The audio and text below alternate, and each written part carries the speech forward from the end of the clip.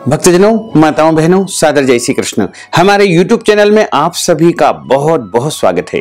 मैं हूं आपके साथ आचार्य धर्मेंद्र शास्त्री। सबसे पहले आपको और आपके पूरे परिवार को देवउठनी एकादशी की बहुत बहुत शुभकामनाएं एवं बधाइयां। भगवान श्री लक्ष्मी नारायण का भरपूर आशीर्वाद आप सभी के जीवन पर सदैव बना रहे।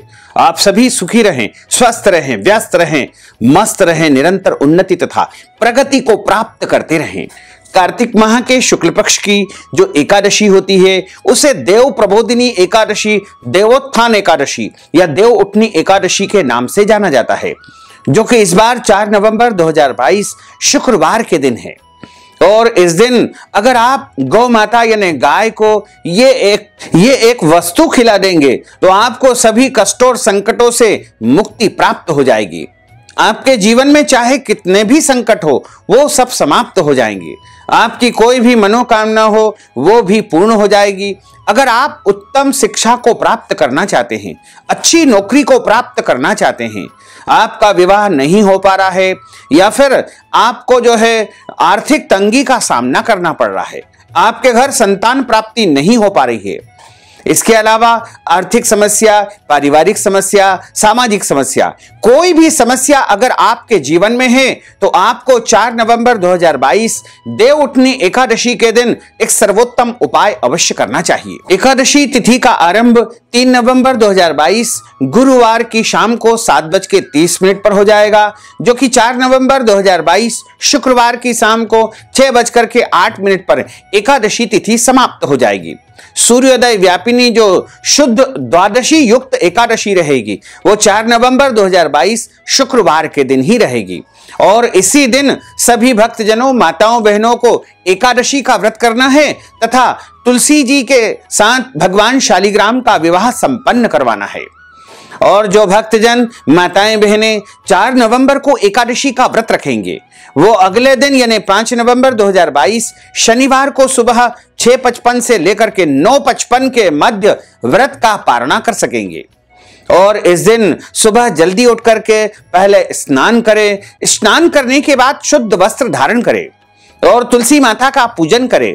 तुलसी जी के यहाँ सूर्योदय के पहले पहले एक शुद्ध घी का दीपक जलाएं और उसके बाद सूर्य भगवान को जल चढ़ाएं और नित्य का पूजन अर्चन करने के बाद सबसे पहले गौ माता का पूजन करें, क्योंकि भगवान श्री कृष्ण का नाम है गोपाल कृष्ण।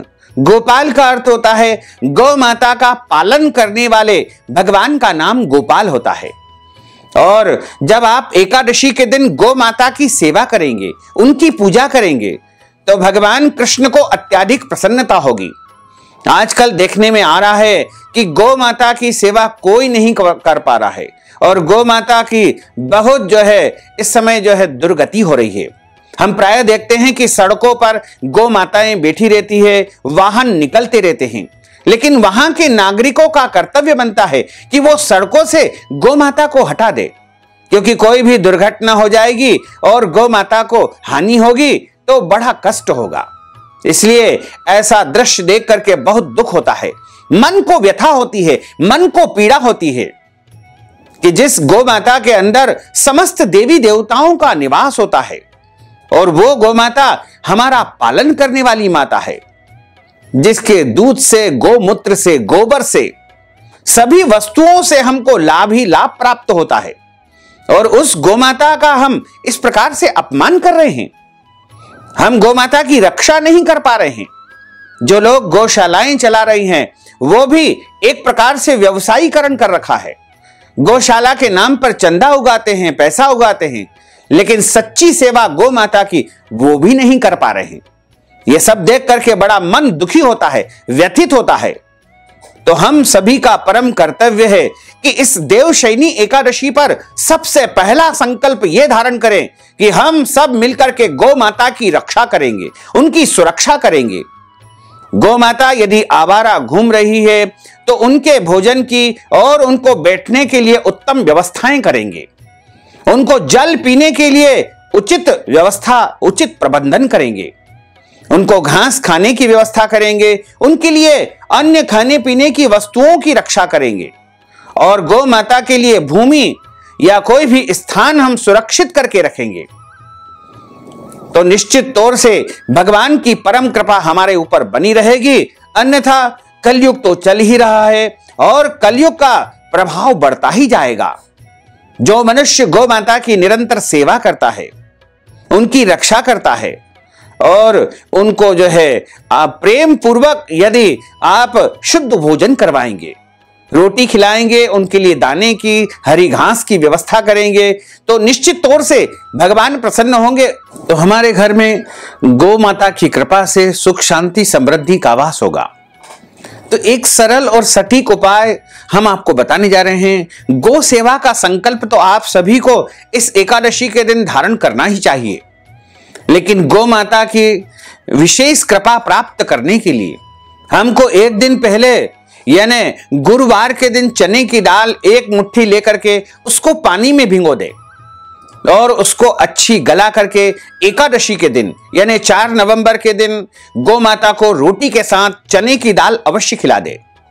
अगर आप चने की दाल भींगी हुई रोटी के साथ यदि गौ माता को यानी गाय को खिला देंगे तो निश्चित तौर से आपका दुर्भाग्य समाप्त हो जाएगा तथा आपके ऊपर भगवान गोपाल कृष्ण की अपार कृपा बनी रहेगी और आपके जीवन के सभी कष्ट और संकट समाप्त हो जाएंगे। क्योंकि कहा जाता है कि अगर हम दिन में एक बार गौ माता को स्पर्श कर लेते हैं तो हमारे जितने भी उस दिन के पाप होते हैं वो सब नष्ट हो जाते हैं। और गौ माता की पूंछ को यदि हम मस्तक पर स्पर्श करते हैं तो हमको समस्त देवी देवताओं की कृपा और उनका आशीर्वाद प्राप्त होता है। तो देवउठनी एकादशी के दिन हम सभी गौ माता की पूजा करें और उनकी सेवा करें और उनकी सेवा के लिए आगे के लिए भी हम व्यवस्था करें। केवल ऐसा ही नहीं कि हम केवल त्योहार के दिन गौ माता की पूजा करके अपनी औपचारिकता को निभा दें, वरन हम ये संकल्प लें कि हम सदैव गौ माता की रक्षा करेंगे, सुरक्षा करेंगे, उनके लिए हम उचित प्रबंध खाने पीने का अवश्य ही करेंगे। तो इस तरह आपको इस उपाय को करना है। अगर आपने पूरी श्रद्धा और सच्चे मन से यदि गौ माता के साथ पूजा करके इस उपाय को कर लिया तो आपके जीवन के सभी कष्ट और संकट समाप्त हो जाएंगे तथा आपके जीवन में सुख शांति समृद्धि का वास होगा। और जो भक्तजन एकादशी का व्रत करेंगे उनको दशमी से लेकर के द्वादशी तक कुछ महत्वपूर्ण नियमों का पालन करना चाहिए। जैसे दशमी के दिन एक समय भोजन करना है, दशमी के दिन ब्रह्मचर्य व्रत का पालन करते हुए पराये अन्न का त्याग करना है, दशमी के दिन शहद नहीं खाना है, दशमी के दिन चावल नहीं खाना है, दशमी के दिन मसूर की दाल, लहसुन, प्याज और अभक्ष भक्षण का उपयोग आपको भोजन में बिल्कुल नहीं करना है। और एकादशी के दिन सुबह जल्दी उठ करके स्नान करे, भगवान का पूजन करे, तुलसी माता का पूजन करे और इसके बाद व्रत धारण करे। व्रत का संकल्प हमने अन्य वीडियो में प्रस्तुत किया है, उसको आप जरूर देख करके संकल्प अवश्य करेंगे।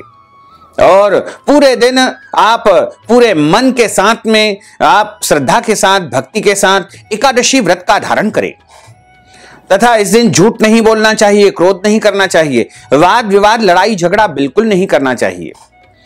और इस दिन जो है भगवान शालिग्राम तथा तुलसी माता का विवाह संपन्न करवाना चाहिए, भगवान को जगाना चाहिए और शंख घड़ियाल भगवान को जगाते समय बजाना अवश्य चाहिए तथा गन्ने का मंडप बना करके विधि विधान से तुलसी माता के साथ भगवान शालिग्राम का विवाह संपन्न करें, रात्रि में जागरण करें, भजन कीर्तन करें और अगले दिन प्रातःकालीन वेला में सुबह 5:49 से लेकर के 6:55 के पहले स्नान कर लेवे, पूजा कर लेवे। उसके बाद व्रत का पारणा आपको करना चाहिए। व्रत का पारणा सुबह 6:55 से लेकर के 9:55 के बीच में 5 नवंबर शनिवार के दिन आपको करना होगा। तो इस विधि से अगर आप एकादशी के दिन इस उपाय को करेंगे तो निश्चित तौर से आपकी समस्त मनोकामनाएं अवश्य ही पूर्ण हो जाएगी और आपके जीवन के सभी कष्ट और संकट समाप्त हो जाएंगे। तो भक्तजनों, माताओं, बहनों, अगर आप हमारे माध्यम से तुलसी विवाह संपन्न करवाना चाहते हैं या देव उठनी एकादशी पर कोई भी विधि विधान संपन्न करवाना चाहते हैं तो आप इस हेतु अपना नाम तथा गोत्र हमें भेजिएगा और नगद राशि हमारे पेटीएम के माध्यम से, गूगल पे के माध्यम से या फोन पे के माध्यम से अथवा अकाउंट नंबर के माध्यम से भेज करके देव उठनी एकादशी का संपूर्ण पुण्य लाभ प्राप्त कर सकते हैं।